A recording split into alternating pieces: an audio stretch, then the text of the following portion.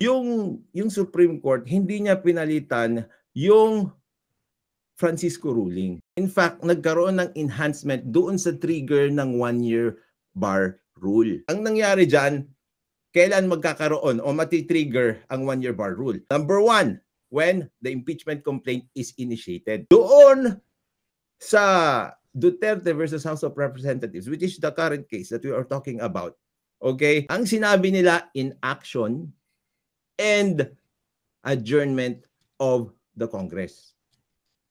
That triggered the 1-year bar rule in relation to the Constitution. The cases that were archived were effectively dismissed.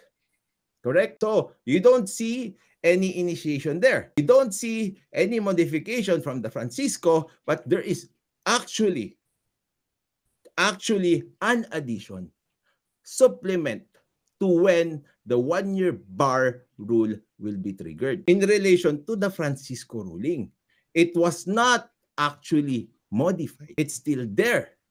Okay?